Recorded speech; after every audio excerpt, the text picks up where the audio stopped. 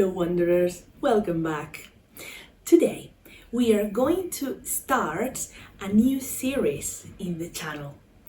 We are going to dedicate more or less 1 month to each one of the stages of this English learning path so that we unlock the very first steps on each one of them. And today, of course, we are going to start with the newcomer's journey. Before you can talk about what you do, what you like, before you can tell stories, there is one tiny verb that unlocks everything. Most beginners think that learning is about learning words, which it is, but it's not only about that, it is about making connections. And using the verb to be is one of the first connections that you will learn to make. Imagine you know the words Spanish, teacher, great, apple. That's wonderful, that's great. But those are still just isolated pieces. Today, we are going to learn how to put these pieces together and not just say words one by one. We are going to learn to communicate. This is why I think this is one of the most important verbs in English. Think about this. One of the first things we want to do in every language is learn how to answer basic questions. How are you? Where are you from? And the verb to be helps answer all of them, literally. With one verb, you can talk about your identity, your emotions, your location, your job. You can communicate so much with just one verb that is composed by 3 words: am, is, are. When we begin learning English, it often feels like just a collection of random sounds, random words, but verbs are what bring everything to life. And the verb to be is the very first verb that does that. Learning to be is often the moment when students start creating English, not just learning random words. So let's start creating. Let's go to my scribbles. So here we are. These are our scribbles. They are slightly different from what they were the rest of the days. I hope you like this.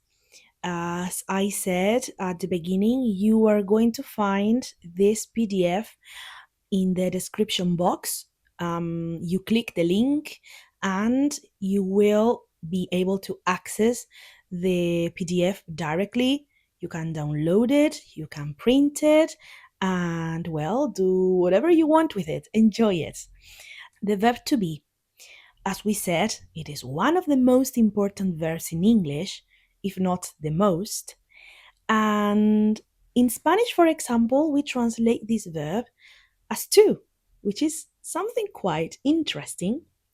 In Spanish, we translate this as the verb estar or the verb ser. We are going to use the verb to be in a lot of situations. What we are going to see today is the verb to be in the present, and later on we will speak about other tenses, but so far we are only going to focus on the present form for the verb to be. How do we build this tense, this verb? We are going to see the 3 possibilities. We are going to start with the affirmative. The only thing we have to do, apart from adding a subject in English, subjects are obligatory. Every time we use a verb, we are going to use the subject, unless we say the opposite. But so far, that's the rule. I am going to read the verb for you to know how to pronounce this. As you can see under the affirmative heading, we have 2 columns. This is column number 1 column number 2. And this first column is what we say the classical form, the normal form, that is with the subject and the verb. On the right, you are going to find the short form that we say. We call this the short form, or we can also call it contraction because this is the contracted form. This means that I'm going to zoom it in. We have the subject and the verb, and we can also say with just one word the subject and the verb as a whole. I am going to read it. We have I am, you are, he is, she is, it is, we are, they are. The contracted forms are I'm, your, his, she's, its, where, and their. Be careful though, because these two ones here, very often I see students who mispronounce them. And I want to share a tip with you that you may find useful. This is what we call homophones. And homophones in languages are words that sound the same as other words, but we write them differently. They mean another thing, only that we say them exactly the same way. For the contracted form of we are, we say where. I see this very often being pronounced as we're. Some people say we are, even though they should read it as the short form. Don't do this. Don't make this mistake. I really have a problem with that when people are reading. If it says, or if you see this, please do not say we are. I understand that the meaning is the same, but this is not how we pronounce these words. We say where. Some people find it a little bit more difficult, but I am sure with a little bit of practice, everything will be all right. So, going back to our homophones, where is exactly the same as the word where. And this is a question word that we use to ask for the place. For example, where are my keys? Or where is my laptop? With there, we can also find this homophone here. We can find there in structures like there is, there are, or simply to describe the place of something. So, my keys are there. So, remember, they are pronounced the same. Maybe this can help you. Which one is better though? Using the contracted form, using the traditional, the classic form? Well, I don't really have any preference when I am speaking. It's true that the short forms are going to be more frequent when speaking in oral language. And the opposite happens too. We should not use the contracted forms, for example, when we are trying to speak in a formal way, or when the situation requires that we pay a little bit of more attention to what we say. For example, in formal letters, or when we are speaking to people that we don't know and we want to show that respect. Also, I don't know if you have observed, but you is a word that is very interesting. We use the same word to speak about the second person, but in English, this works for singular or plural. In Spanish, we can translate you or you are as tú eres or as vosotros sois. The context will tell you if you are referring to only one person or to more than one. So pay attention to that. Let's go for the questions now. In English, when we make a questions in the most traditional way, something happens which we call inversion. Have you observed that the order of the elements in affirmative and in questions are different? In here we have the subject first, the verb in the second place.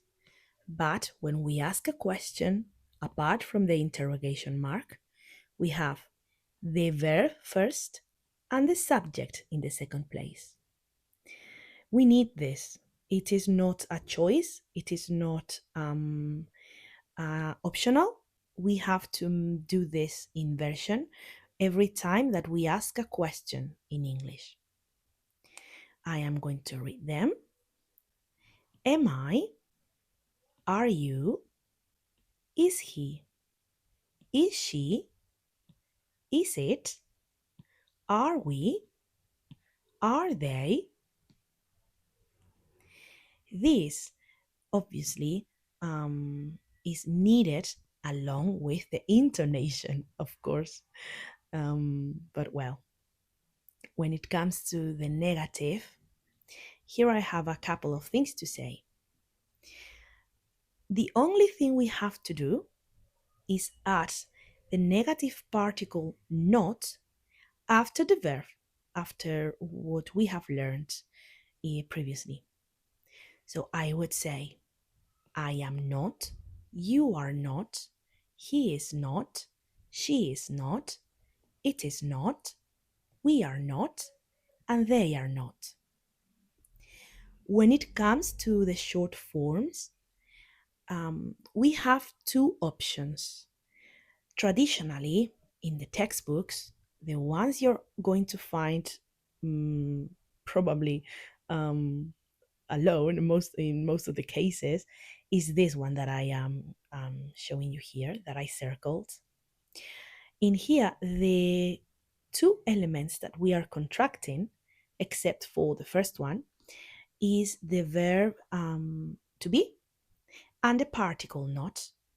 So are plus not becomes aren't. Is plus not becomes isn't.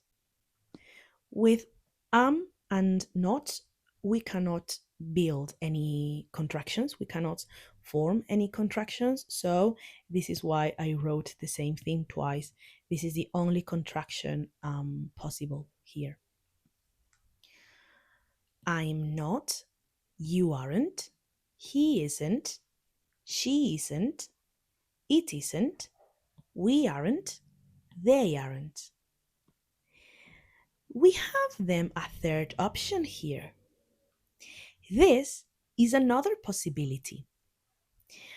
In here, what we are doing is contracting the subject and the verb the same way we did up here, the same way, only that we are adding not at the end. I would say then, I'm not, you're not, he's not, she's not, it's not, we're not, they're not. If you choose one or the other, that's completely up to you. For example, I have observed that I tend to say this option more often. Maybe because it's easier for me or my Spanish brain has gotten used to it. I don't know. but no matter which one you choose, both will be right. It's true that the traditional one is this one. So well, this is the one that you're probably going to see the most in textbooks or well, anywhere. And now, okay, we learned how to build it, but when should we use this? So, as I said before, the verb to be is used for a lot of situations to express a lot of different things. I have collected 10 functions that are going to help you use them in, well, in your conversations or in your sentences. The first function is we use the verb to be for our introductions. If you have watched my previous video, that I will leave the link also for it down below, and you probably can see it somewhere around the screen now. We already spoke about this. We use the verb to be when you are saying who you are. Hi, I'm Noelia, and this is my friend Jack. As you can see, this is the verb to be we not only use when we introduce ourselves, we can also use it to introduce other people. In this case, we would need to use this subject. This is my friend Jack. We can also use this to speak about our age. In this case, again, as we said on the video, on that video, I mean, about the introductions, I am going to use the verb to be again. My cousins aren't 10 years old, they are 12. If you watched the video, you will probably remember why um, we use years old and why in here we don't say anything. Just so that you remember, I have to use or both words together after the number.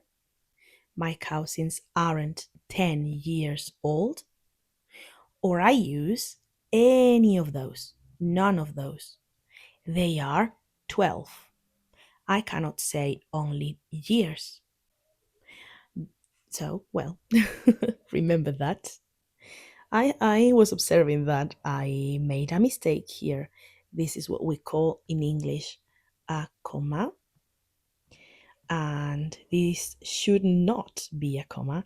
Do you see? They are different. We also use the verb to be to speak about our jobs. Again, also discussed in my video about introductions. And is your neighbor a musician? Remember to add the article. Don't forget to add the article before saying, before mentioning the profession. Next, we can use this to speak about our nationalities. I wrote here a sentence to remember that we, well, to remind you that we have more options, but well, this is one of them. I also spoke about this on my videos about introductions. Apparently, I only spoke about the verb to be there. I'm not British. I am Spanish. I can also use the verb to be with the preposition from if I am going to say the country next. Do you see? If I use a preposition, I say the country, from Spain. If I don't use the preposition, I need to use, well, the adjective that describes my nationality. Then I can also use, and I should also use, the verb to be to express my feelings. I am not angry, you are angry. And she is angry too. I encourage you to use this as a way of practicing. for the next few days, it would be very positive if you, well, spend your time, maybe not all of the time, but if you could spend, I don't know, if you could do this few times a day or throughout the week, stop and try to say how you feel in English. Use a simple sentence. So, for example, after work, you can say, "Oh, I am hungry." Or you see someone, I don't know, you see someone running on the street, you can say, "Oh, he is late." Just three words. And with this, what we are going to achieve is, well, see this as natural sentences in English so that you don't think about the translation. Just three words, repeat them over and over again. Subject, one of the forms of the verb to be, and then one of the adjectives that we can use to describe feelings. That's so powerful to start with. And you will see, you will start creating sentences in the blink of an eye. Next, we can use the verb to be to describe the color of things. For example, this sentence is black and purple. Most of the sentence is black. Only one word is purple. This word is green, dark green. This line is red.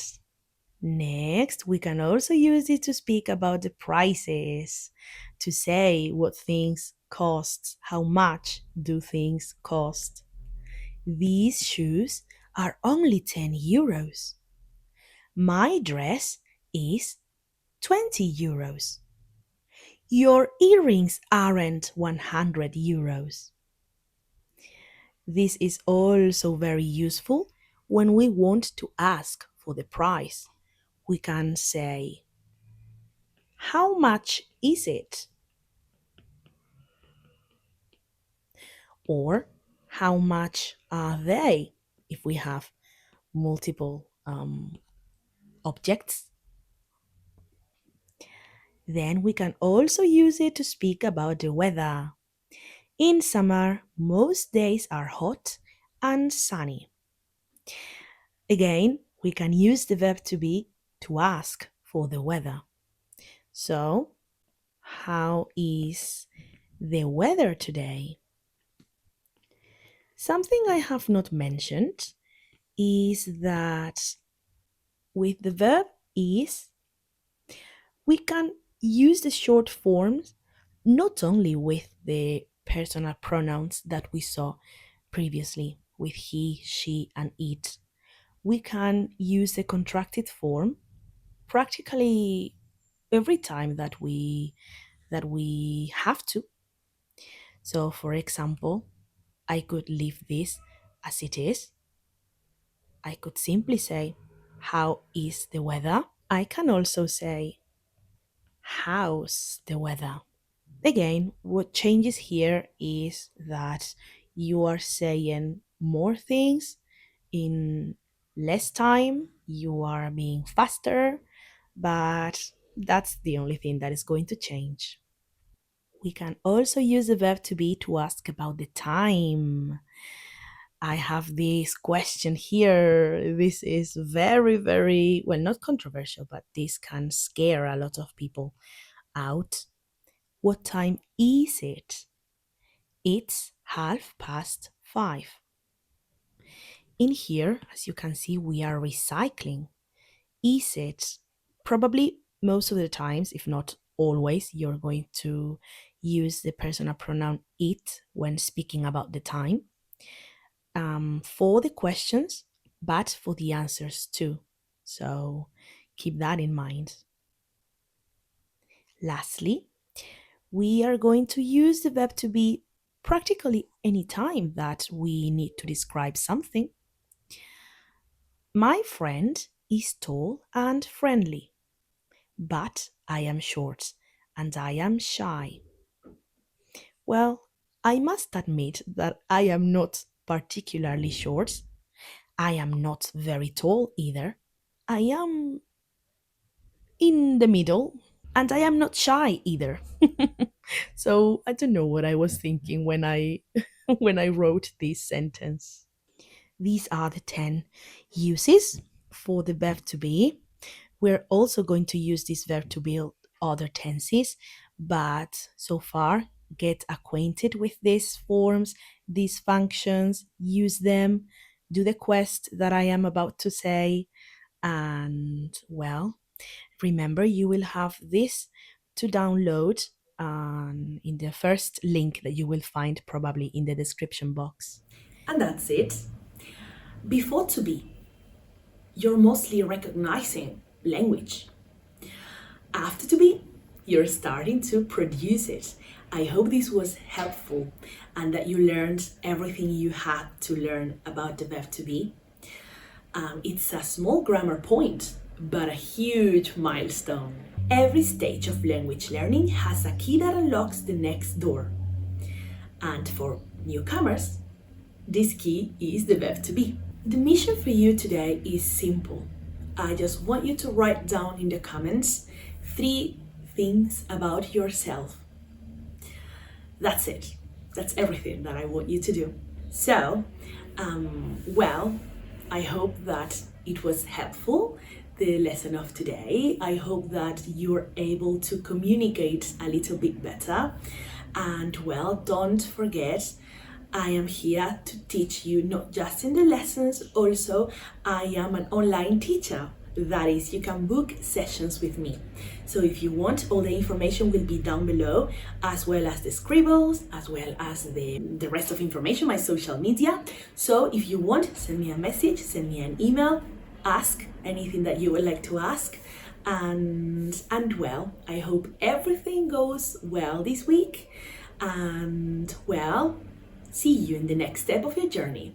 Thank you and bye.